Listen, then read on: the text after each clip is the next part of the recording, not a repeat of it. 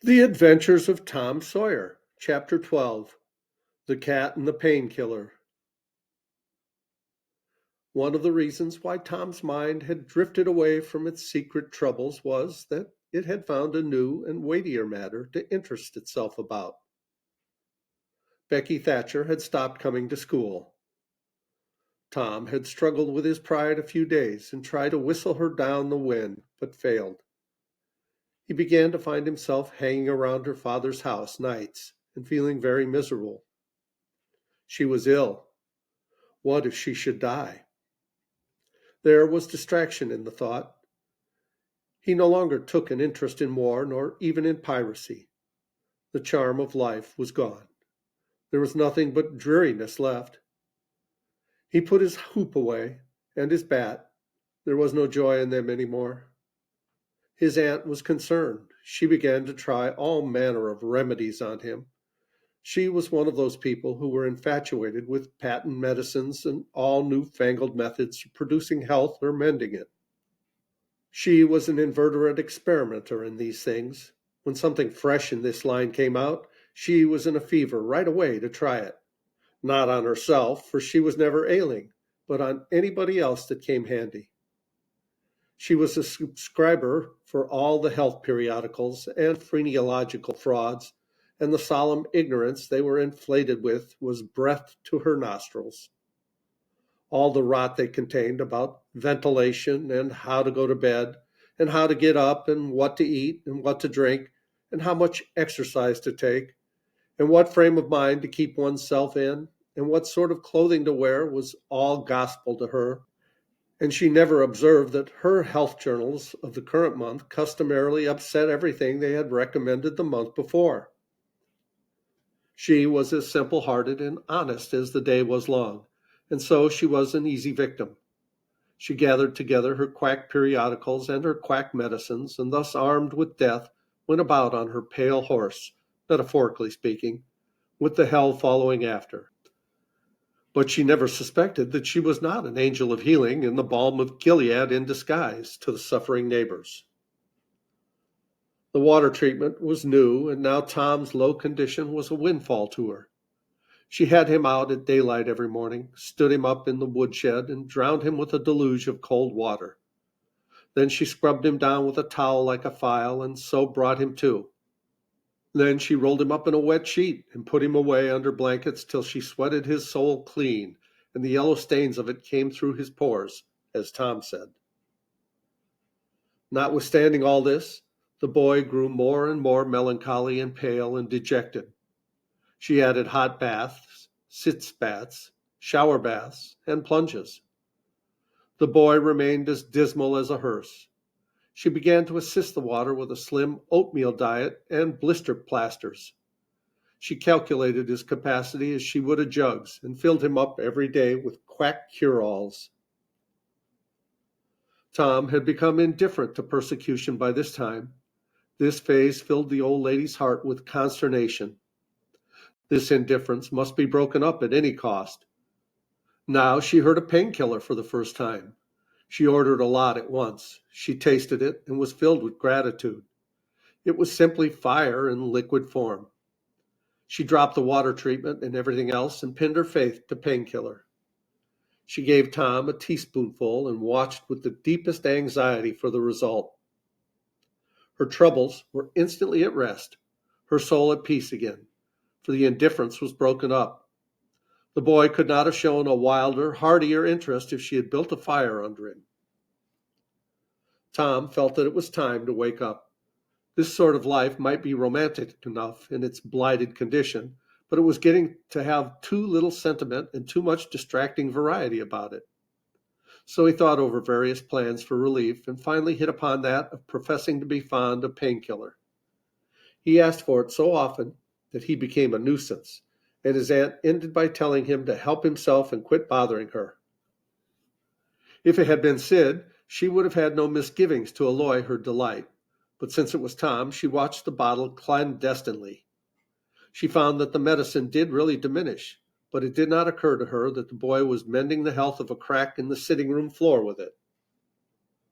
One day, Tom was in the act of dosing the crack when his aunt's yellow cat came along, purring, eyeing the teaspoon avariciously, and begging for a taste.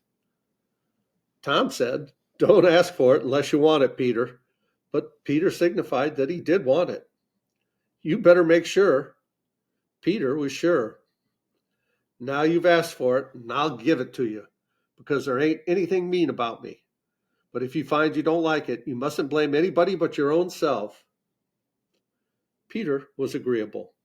So Tom pried his mouth open and poured down the painkiller. Peter sprang a couple of yards in the air and then delivered a war whoop and set off round and round the room, banging against furniture, upsetting flower pots, and making general havoc. Next, he rose on his hind feet and pranced around in a frenzy of enjoyment, with his head over his shoulder and his voice proclaiming his unappeasable happiness. Then he went tearing around the house again, spreading chaos and destruction in his path. Aunt Polly entered in time to see him throw a few double somersaults, deliver a final mighty hurrah, and sail through the open window, carrying the rest of the flower pots with him. The old lady stood petrified with astonishment, peering over her glasses. Tom lay on the floor, expiring with laughter. "Tom, what on earth ails that cat?" "I don't know, Aunt," gasped the boy. "Why, I never seen anything like it. What did make him act so?" "'Deed, I don't know, Aunt Polly. Cats always act so when they're having a good time." "They do they?" There was something in the tone that made Tom apprehensive. "Yes'm. That is, I believe they do." "You do?" "Yes'm." The old lady was bending down, Tom watching with interest emphasized by anxiety. Too late he divined her drift. The handle of the telltale teaspoon was visible under the bed valance. Aunt Polly took it, held it up. Tom winced and dropped his eyes. Aunt Polly raised him by the usual handle, his ear, and cracked his head soundly with her thimble. "Now, sir, what did you want to treat that poor dumb beast so for?" "I done it out of pity for him, because he ain't any aunt." "Hadn't any aunt, you numbskull? What has that got to do with it?" "Heaps. If he'd a had one, she'd a burned him out herself. She'd a roasted his bowels out of him, 'thout any more feeling than if he was a human." Aunt Polly felt a sudden pain of remorse. This was putting the thing in a new light. What was cruelty to a cat might be cruelty to a boy, too. She began to soften. She felt sorry. Her eyes watered a little, and she put her hand on Tom's head and said gently, "I was meaning for the best, Tom. And, Tom, it did do you good." Tom looked up in her face with just a perceptible twinkle peeping through his gravity. "I know you was meaning it for the best, Auntie, and so was I with Peter. It done him good, too. I never seen him get around so since." "Oh, go along with you, Tom, before you aggravate me again. And you try and see if you can't be a good boy for once. You needn't take any more medicine." Tom reached school ahead of time. It was noticed that this strange thing had been occurring every day latterly. And now, as usual of late, he hung about the gate of the schoolyard instead of playing with his comrades. He was sick, he said, and he looked it. He tried to seem to be looking everywhere but whither he really was looking, down the road. Presently, Jeff Thatcher hove in sight, and Tom's face lighted. He gazed a moment and then turned sorrowfully away. When Jeff arrived, Tom accosted him and led up warily to the opportunity for remark about Becky. But the giddy lad never could see the bait. Tom watched and watched, hoping whenever a frisking frock came in sight, and hating the owner of it as soon as he saw she was not the right one. At last, frocks ceased to appear, and he dropped hopelessly into the dumps. He entered the empty schoolhouse and sat down to suffer. Then one more frock passed in at the gate, and Tom's heart gave a great bound. The next instant he was out and going on like an Indian, yelling, laughing, chasing boys, jumping over the fence at risk of life and limb, throwing handsprings, standing on his head, doing all the heroic things he could conceive of, and keeping a furtive eye out all the while to see if Becky Thatcher was noticing. But she seemed to be unconscious of it all. She never looked. Could it be possible that she was not aware that he was there? He carried his exploits to her immediate vicinity, came war-whooping around, snatched a boy's cap, hurled it to the roof of the schoolhouse, broke through a group of boys, tumbling them in every direction, and fell sprawling himself under Becky's nose, almost upsetting her. And she turned with her nose in the air, and he heard her say, some people think they're mighty smart, always showing off. Tom's cheeks burned.